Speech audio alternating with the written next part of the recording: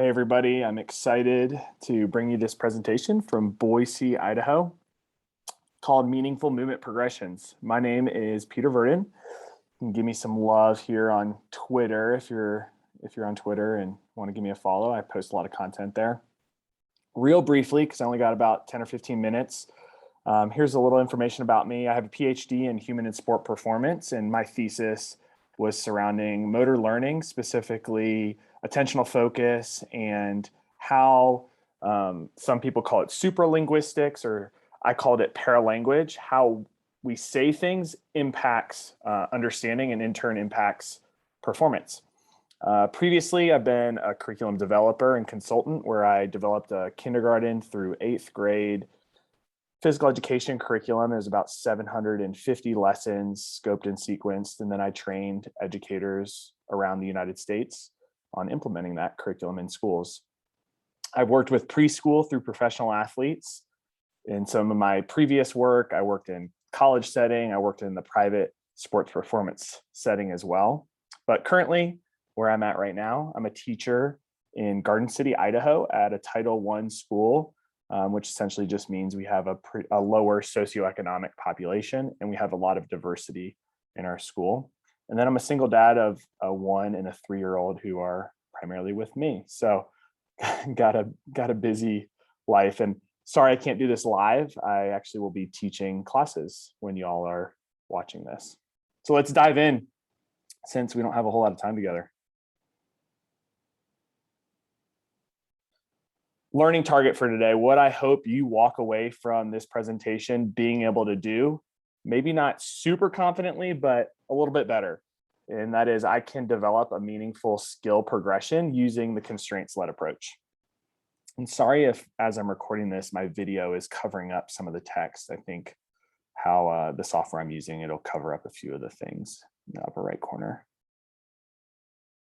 So an overview of this brief presentation. Here we are in the introduction, about to jump into a very concrete example of a skill progression. Then I'll zoom back out into some of what grounds this example in some of the guiding philosophy that I use to inform how I do things. And then we'll wrap up with a conclusion and just some next steps and then some resources that I'm providing you. So let's jump into this skill progression. We're going to use the forward roll today as our example. When I have students walk into the gym, this is what this particular lesson looked like in terms of setup. There were 2 stations, which each had a focus on a skill. Within each of those 2 stations, there were progressions and variations. And often I'm the only adult in there, and I have about 32 kids. So one of the stations is either a review or it's an exposure to a skill that we'll be working on deeper in weeks to come, while the other skill is where I'm focusing my proximity, and that's what our learning target is based around. So that's our primary skill. In this one, it was a forward roll, and kids were working on some jump roping skills in the other station more independently. Within each of those stations and each of the different progressions that I'm going to show you here in a second, students move freely throughout. They can start at the hardest progression if that's what they want, or the easiest, so long as safety isn't an issue, which in this case, the way I set it up, it wasn't. For kindergarten and 1st grade, I only have about 30 minutes with them. So if you think 5 minutes to get them in the door, give the instructions for each of the stations, 5 minutes at the end to do a little bit of a closing circle, which we'll talk about here later on in this presentation. So we have about 20 minutes of station skill development, so about 10 minutes at each. So it's pretty fast and furious. For some of the older grades, I have about 40 minutes. So for 2nd grade, they did a similar lesson as the one I'm going to show you here today. And they'll come in, they'll do an instant activity that reviews a skill that we have previously worked on. So we're kind of spiraling skills. So they do an instant activity, come in, say it's throwing we worked on previously, which is the case in this lesson. They do a little instant activity that includes throwing. Then we dive into these stations, and again, we wrap up in a closing circle. So for the forward roll, the way when I start to think about how do I want to teach a specific skill, I think about what are the critical elements and what are the most common mistakes. So in a forward roll, critical elements, the head is leading the action. The back of the head only slightly touches the mat or the floor, the surface that we're working on. the body remains in this tight C shape. We often talk about uppercase C versus a lowercase c with the kids. We want to keep a lowercase c. We want it to be really tight. The arms and the legs are aiding in the force production. We'll talk more about that here in a second when I show you these progressions. They're able to finish in the starting position. If they lose that C shape, their legs straighten out or their torso straightens out, you'll see they end up in an L position at the bottom and they can't complete the roll. And if they're able to finish in that starting position, then they're more likely to also be able to perform consecutive rolls, but not always. So they can also perform consecutive rolls. Common mistakes we see them put their head on the ground and put a lot of weight on it. Isn't terribly safe, but also is just like, it's not comfortable for the kids. They don't want to do it that way repeatedly. And it doesn't help with the roll. Their head's looking forward. So a lot of times you'll see kids who don't want to commit to the roll and they'll look up and then they'll just kind of like penguin dive onto the mat. The arms are bent, which eliminates some of the force that they'll be able to create through the arms. Their body straightens during the roll, like I mentioned. They don't have enough leg drive to create the momentum to get through the roll, and that they lack the speed to complete the roll, whether that's because of the leg drive or the arms. So here is just kind of what that looks like. When you think about how skills develop, more typically, you have an initial, an elementary, and a mature phase. And this is right out of David Gallahue's book, Understanding Motor Development. I'd highly recommend getting this book if you don't have it. It's really an awesome resource. And David Gallahue's work is awesome to reference as well. So here you can see what those different stages might look like. Often we see the initial in elementary more in kindergarten, and then elementary and mature more in first and second grade when it comes to the forward roll. At least that's what I'm observing with my students. So let's look at the progressions. Here I'm going to show 4 different progressions. These were each of the 4 things that were set up within the gym as the kids came in. I gave instructions briefly on each of them, and then they got going. I'm going to show what I'm trying to teach through each progression and what I'm trying to prevent, or sometimes the term is constrain. So I'm constraining the amount of variables within the movement of the forward roll within each of these progressions in order to teach something ultimately. So I'm encouraging certain critical elements to emerge through these progressions. So let's see, this is actually a really cool, this was his first ever completed forward roll. I just happened to get it on camera, and this was the easiest progression. There's my mouse, here we go. So here we're trying to encourage teaching the head to lead the action by starting from an elevated surface. We're creating more space. That helps the back of the head only touch the mat lightly. And then because they're not able to rest their hands on the ground until they initiate the roll, what you'll often see is the arms remain more straight until they hit, which helps aid in that force production. And then it also helps create some extra momentum by giving them a roll from height. So we're preventing the weight bearing on the head, and we're preventing the arms being bent. Although you see here, Gabe's arms still bend a little bit, but by having that extra space as he bends his arms, it still allows his head to get through and lead the action. The second progression we have here is rolling downhill. I have an A and a B. So this is a real steep angle. And so this is teaching the head leading the action, the body remaining in a tighter C because it's creating some momentum for them to stay in that tight position. It helps with the arms and legs aiding in force production because they feel the momentum that they should have if they're using a leg drive, if their arms are staying straight. And then it helps them be able to perform consecutive rolls because they're on an incline. And it's really mostly preventing that lack of speed. So let's look at our girl Emma here. Starts in that frog position. Looks between her legs. That's kind of my cue. Sometimes I'll put a beanbag under the chin to help encourage that, but I try and stay away from any outside implements being used because often I'll see a reliance on those. So as soon as you take it away, then it's gone. It's a pretty good roll there. You can see her able to produce consecutive rolls. Lucas, after he gets a lot of control.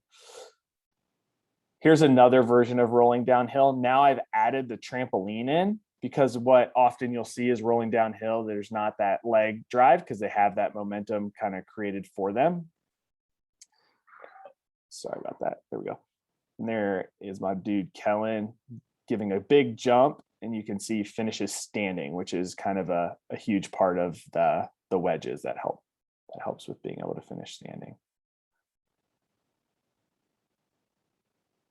The next progression I have is a land to a roll. So you see I have the mats here a little bit away from the bleachers, so they have to kind of jump out, and that helps create momentum. And then as they land, what you'll see is they kind of load their legs, which then leads to more leg drive and momentum in the roll. Let's see here. There we go.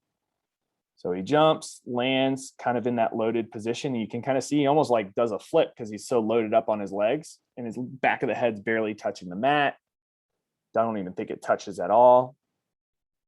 Naturally, he kind of puts his hands down because he's falling.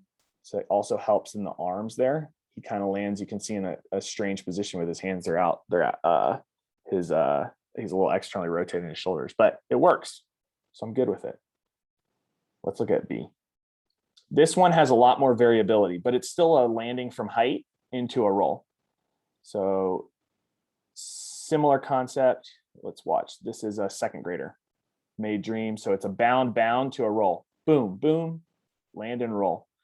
Pretty awesome roll here. She gets a little crooked, but you can see it's a lot more variability, and it's a lot more of an applied setting. It's something that might happen. You jump off something, you're off balance, you land and you roll. They love this one. And then here's our fourth one. I'm going to show a few different variations of this fourth one, depending on the grade level that I might do. So again, this here is a second grader, Isabella. I put up a hula hoop. They have to dive through that hula hoop. I have those poly spots there as hand position. Those ones got a little crooked, but they're kind of just targets for their hands to hit. So they're leading with their hands, which again helps in that force production of the arms and the keeping the arms straight. This one is really tricky to have the head lead the action because you're diving as you do it. Here's another version of it where I give them something to dive over, similar to the hula hoop. These right here are first graders. That's actually last year. It's the same class though. It's kind of cool. You can see how they've progressed. So a little bit less variability than the hula hoop because their legs can kind of do whatever they want. They have more freedom in the movement. And then here's one last version of the dive roll. So now it's the same dive roll. I have a trampoline, something to dive over, and the wedge downhill. So as you can see, at the end here, I'm going to ask, like, what are you seeing during? How could you change things? I was seeing certain things, these kids on the dive roll.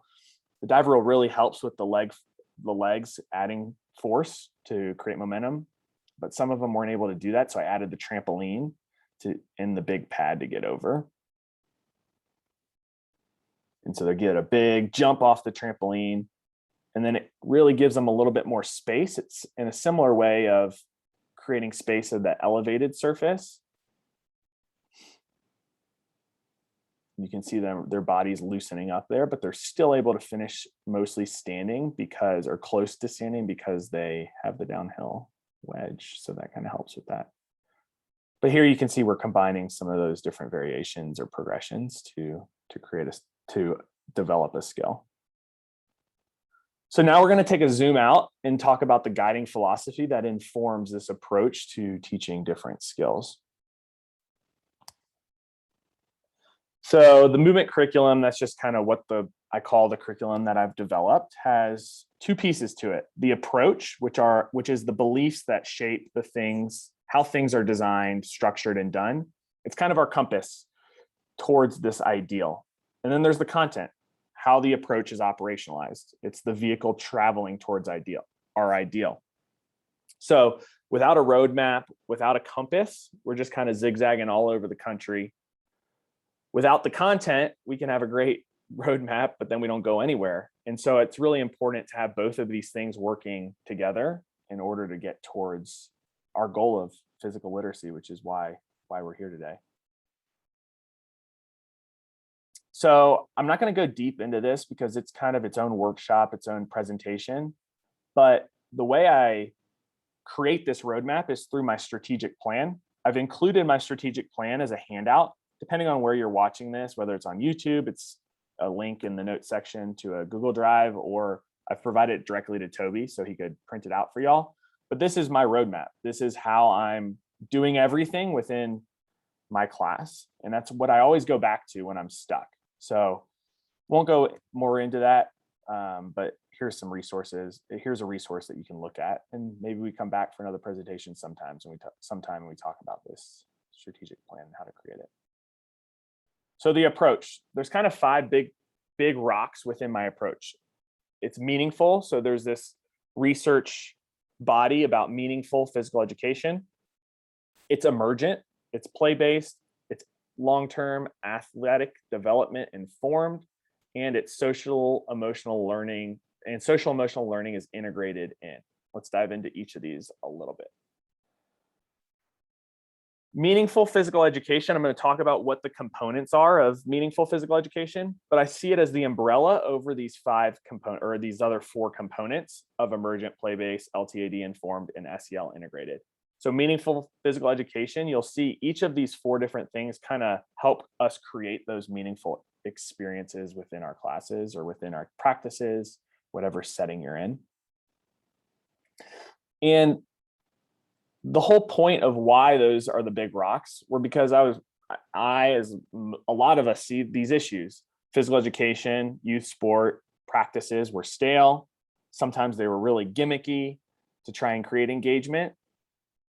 They were meaningless, which lowered engagement. They lacked coherence, so there wasn't this clear scope and sequence. There weren't this clear progress towards an end goal. And then often I see lessons are teacher-centered instead of student-centered. So each of those 5 things helps us solve some of these issues. Some of these pictures in this presentation have nothing to do with the forward roll, but kind of gives you a peek into how my classes are. So meaningful physical education, this is the work of Tim Fletcher and Deirdre Cronin. I'm not sure I'm saying her last name right, but it has these 6 components. There's meaning making, and there's a handout on this that describes them more, each of these components more, but the example I'll talk about here is reflective tasks. So at the end, we have this closing circle, which is a reflection on the progress we've made or the skill we've worked on in some way. There's personal relevance, so autonomy. Kids were able to move throughout each of those progressions independently. And then it's an emergent curriculum. So I'll talk about that here in the next slide, what emergent curriculum is and how I do that. But this curriculum has emerged through student input in one way or another. Meaningful experiences have challenge. So again, we had these progressions that went from easy, medium to harder, and students were able to choose where they started, how they moved throughout those. And some of them, the easy one might have been harder for them, depending on certain constraints, certain variables that were in play. So there's this challenge, and kids can choose their challenge because some may not be great at the skill, but they really enjoy a lot of challenge, while others may be really good at the skill, but they don't enjoy a lot of challenge. So that's really important, that autonomy and having the right amount of challenge. Some people talk about the zone of proximal development.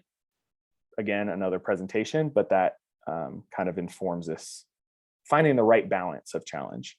Then there's social interaction. So this wasn't really a focus in this particular lesson of forward rolling, but what you often see is kids partner up with a friend, they move throughout, they cheer each other on, they give each other feedback. It's really awesome to see. But just because it's not a teacher-centered activity, it's a student-centered activity where they're the ones doing it and the progressions are doing the teaching for me, they're able to have that social interaction. Motor competence, so that's things like low wait time, depth of practice versus breadth of practice. So they're really going deep into the forward roll in those 10, 15 minutes that they have to work on it, and they're seeing progress towards it. And then it's fun. It's play-based. There's not a whole lot of instruction. There's a lot of choice. They love doing these different types of things, especially like the more parkour-y type stuff, like the leaping off of the boxes and diving through the hula hoop. But it's fun. You see a lot of joy on their faces, which we'll talk here in a second when it comes to play-based learning. So emergent curriculum, here's a really great quote, just kind of explains what that is. Emergent curriculum is not linear, it's organic, constantly growing and evolving. And so what that process looks like is I start by observing. I'm observing in my class. I'm observing at recess. I'm observing outside of school, what kids are doing at the park. A lot of times I'll have some different choice days where I put out certain equipment to see what skills kids engage in and how they engage in those skills. So I'm observing in some more free choice days. I'm empathizing. I'm brainstorming ideas based off of that observation and empathy. I'm planning lessons. I'm implementing those lessons, and then I'm doing it all over again. But really, observation of, or especially recess or while I'm out at the playground with my kids and seeing what kids are doing has informed so much of the curriculum. And then play-based learning is another big rock in this guiding philosophy. This is out of Harvard's pedagogy of play, which is under the umbrella of Project Zero. And it talks about ownership, curiosity, and enjoyment. And sometimes it's described as choice, delight, and wonder, which really overlaps with meaningful physical education's framework and their components. But I'm going to dive a little bit into each of these. But again, this is a handout that you can look at it more. I just really like how they outline what it feels like and what it looks like. So you can see different actions, different behaviors of students and be like, is this play-based learning? And a lot of times it's the same question, is this meaningful? Is this a meaningful experience within our class? So there's ownership. I'm not going to read right off of these. You can come back and look at your handout. There's curiosity. So there's that engagement, that challenge, eagerness to do it. So if kids are running through the door wanting to come into your class, positive frustration I really like. And I love just, what does it look like? Kids huddling up, asking questions, learning from mistakes, having a growth mindset. And then there's this enjoyment or delight factor. It's fun, it's safe, it's exciting. They feel like they have a sense of belonging. There's anticipation for your class or your practice. There's trust. And then there's this constraints-led approach, which I see kind of as how we operationalize some of these things. And this is how I design these lessons. This is the guiding principle. So I don't know y'all's background, so I'm going to go into it a little bit. But again, this is a whole other presentation in and of itself that I'm cramming in here. So within the constraints-led approach, there's 3 constraints: the student, the environment, and the task. The student breaks down into functional and structural characteristics, functional being ones that are more readily changeable. So that's motivation, perception, emotion, and attention, while the structural ones are more slow changing over time: weight, height, limb length. I'll talk about that here in a second. I'm going to show a video to kind of just ground this in actual skill being developed. The environment is things like surface, so an incline or a decline, soft or hard. The space, big space, small space. That can be literally like the gym space, or it can be like when you're playing soccer, you constrain the space into a small-sided game. Peers, so you see that a lot, this actually a lot, especially in skills like this, rolling, where kids may not be as comfortable with it. If there's kids watching them, or if I'm watching them, they're less comfortable. And so that environmental kind of pressure changes how skills emerge. And then there's some cultural dynamics that are always in play. And I see that a lot working with a diverse range of students. We have a big refugee population, and then we have also just a random assortment of our community. So it's really interesting to see those cultural dynamics play out. And then there's the task, and really the environment and the task go hand in hand, and they overlap a lot. But there's rules, the equipment we're using, the different progressions and regressions we're using. So we're changing the task of just being a regular forward roll to rolling downhill, or rolling from a height, or leap, leap, roll. So we're changing the task in order to teach something. So let's look at this first example and the different constraints that I've manipulated in order to develop it. So go ahead. Here we have the student.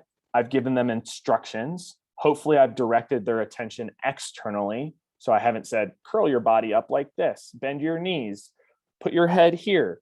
I said, squat like a frog, look between your legs. Those are the 2 cues I always use on a forward roll. So I'm directing their attention externally rather than internally. This student, you can see, has certain anthropometrics. He's shorter, he's a little stubbier. And so that's impacting how he's rolling. In motivation, He's also really unsure of himself. And so he's motivated, but he also has this hesitancy that's impacting this task. Then there's the task in the environment. You hear there, I don't know if you can hear in my headphones, but I accidentally had it unmuted. It's loud in the gym, it's echoey. There's kids around. The surface I have is a softer surface to encourage learning this role. And then we have a height that we've added to do the role from. Those are all of the different constraints that I've intentionally manipulated in order to teach this skill. Then the next big rock in this guiding philosophy is its long-term athletic development informed. This is the work of Sport for Life out of Canada. They're kind of a leader in the field, as you probably know. I'm not going to dive into it because you may have gotten a lot of this already, or hopefully you already know something about this. If not, you can dive into Sport for Life's resources. This is a big one. SEL integrated, social emotional learning is integrated into the lesson. So this is from CASEL, the Collaborative for Academic, Social, and Emotional Learning. And they break social emotional learning into these 5 core competencies, which then break down into subcategories. And I'm going to talk about how we integrate SEL into lessons right here. The way I see this is that each of these, so relationship skills, if you look at the wheel, is this bottom competency. And the way I look at it is then they have these subcategories, these 4 subcategories: communication, social engagement, relationship building, and teamwork. And then I see each of those subcategories as breaking out into these very discrete skills. Just like we develop rolling with learning targets, I can statements, I can have my head lead the action. I can look between my legs to start the forward roll. I can use my legs to create momentum through a jump to initiate the roll. So these I can statements that break the skill down. Similarly, we have I can statements for these SEL, these social emotional skills, such as I can give a person in my group praise using the sentence stem, I really like the way you are, ... I can praise someone in my group with a high five and saying something positive. I can look my partner in the eyes when giving them feedback. These are very discrete skills that ultimately add up into this competency of relationship skills. Oh, one more. I can ask clarifying questions when receiving feedback. Another handout I've provided you is some questions that I like to use when we are doing our closing circle. So that last 5 minutes of class, these can encourage some of this, these social emotional skills in their development.